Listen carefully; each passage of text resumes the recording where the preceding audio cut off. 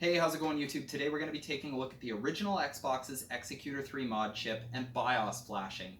A little bit of information about this console here. I had picked it up off Facebook Marketplace for $100, and the lady had said that her son was doing some modifications and moved out, leaving it with her to sell. I thought that was a little bit fishy because typically if you're going to be modifying consoles like this, unless you messed up, that would be something that you take with you. Especially the original Xbox here, it's fantastic for emulation.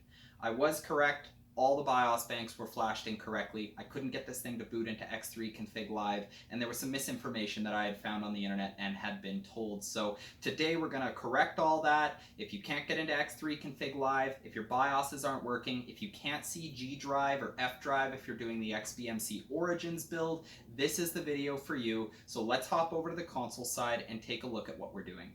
Moving over to the console side here, we can see my original Xbox. This is a 1.0 from Mexico.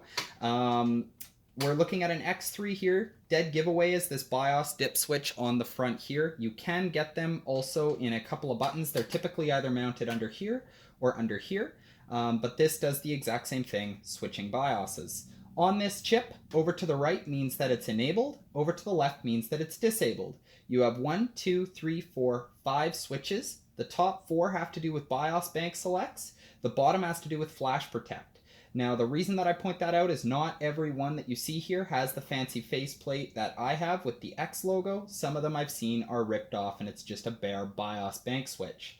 So super easy. We're going to be flashing the 1 megabyte partitions here. So if you put the top 2 over to the right, everything else over to the left, that will turn flash protect off for our first 1 megabyte bank. A quick tap, you'll see the chip here go blue. That means that it is enabled. If you hold this for even half a second, you'll notice that this goes red and this will not boot. That means that you are actually bypassing this chip, which was utilized for Xbox Live back in the day. So I have the chip enabled. We see Xecuter rocks my box because I've already fixed this. However, if this isn't coming up or you don't boot into your dash or anything like that, what we're going to do is we're going to press both the eject and the power button, and you'll see. So I goofed that up the first time, but you'll see that it went 2 different colors, and then I let go, and we're brought here to flash BIOS. Doesn't have to say 3.0.1. That's my version, but you can have 3.0.0 or 3.0.2. I think all the way up to 3. I have seen 3. So what this tells us here is that I've got an LBA supported ATA drive. I actually have a Western Digital Blue 2 terabyte drive in this, and that's one of the biggest reasons for installing the Xecuter BIOS. After a couple of seconds, you're going to notice this all comes up, enable network flashing, or from HDD, or from disk, which is why the disk pops out. So I'm going to be showing you how to do this via network flashing, because if you are like me, and no matter what bank you put it to, it does not boot a dashboard, you will not be able to FTP a dashboard, or a BIOS rather, to the hard drive to boot from HDD. So you either have to burn a disk, and not everybody has disks laying around, FTP to the HDD, to which you want to create a folder called BIOS with a capital B under your C drive, drag and drop your BIOS file in there. And then when you click that, you'll notice here, like for this, for instance, I'm flashing a debug BIOS to another megabyte bank right now, but we're not going to be doing that today. Instead, we're going to enable network flashing. So what's going to happen is after a couple seconds, you'll see DHCP IP come up here. This, for me, my local address is 192.168.1.85.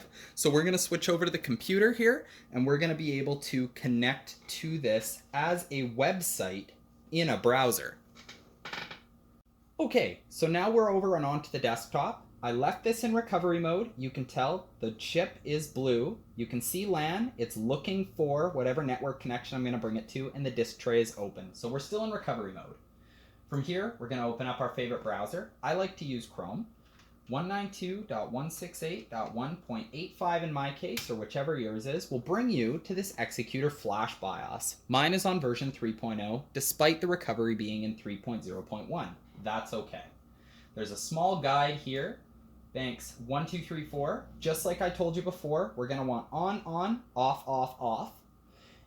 And if you go and switch the top one here over to off, will be in bank 5678, which will be off, on, off, off, off. If you have Flash Protect on, you left it on, it will not let you connect to the Xbox. It will say unrecognized BIOS update and stop there. But ours is off, so it's ready to go. We're gonna open this up. Now I've already got on my PC desktop downloaded, which I've posted down in the description below, the X3 folder here. So X3 skins is something that later we are going to want to FTP over to our console's E drive. Drag and drop straight to the root of E. If you have an Xbox version 1.0 to 1.5, which again I have left links in the description below so that you're able to identify your Xbox, you're going to want the x33294.bin folder, or file rather. Now if you have a 1.6, you're going to want the V16 Plus.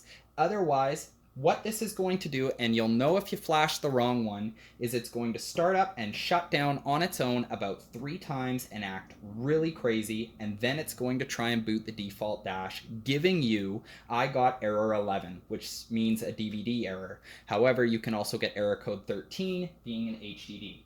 So in this case, we're going to go x33294.bin. We're going to hit upload and flash, and you're going to notice here that the LAN is going crazy because it is accepting that data.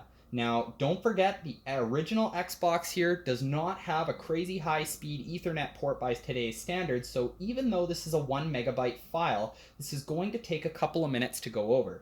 You'll know that this flashed correctly because the Xbox will actually shut itself off. So we're going to skip ahead to after the flash is successful.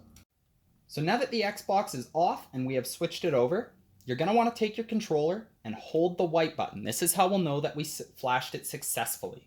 And then we're going to just tap on. If you hold on for about half a second, you're going to notice that it doesn't, boot to this. This will go red, everything like that. So we're in the right direction. We got a blue boot logo. I'm still holding the white, still through all of this. Through Xecuter Rocks My Box, like this is a 15-20 second hold here. And then boom, there we are. X3 detected, build 3294. So this is X3 config live. As you can see, I actually have no space available on my C drive. I have 3 gigs free on my E drive, F and G respectively. I've got some room left on those. Now, this does act as an FTP server, so you can, from here, drag and drop with your FileZilla client or whichever you use, the X3 skins over to the root of E. What that is going to do is under X3 config live, you'll be able to change your skins. From here, your X3 BIOS, if you are using a 2 terabyte drive, such as I am for the Origins build, you're going to want to go to the Customize X3 BIOS, you're going to want to go into the LB48 mode, and you're going to want to select F drive up to 137 gigs, G drive gets the rest. Otherwise, when you go to boot up Origins or whatever you're doing, it is going to show no games and all of your folder paths are going to be incorrect. From here, you're able to, customize the Xbox logo colors, the Flubber covers, all the rest of it there, which I'm not going to dig too far into. The EEPROM tools, also if your hard drive is a locking hard drive or something like that, we shouldn't have to worry about that having a hard modded Xbox the way that we do. But that is something else that we can do. We can reboot to the dash here, and then this will bring up the default dashboard, which I'm using Origins here currently.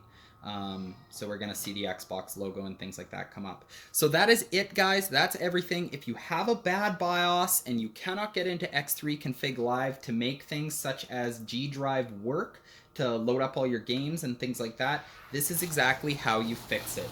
Thanks for watching.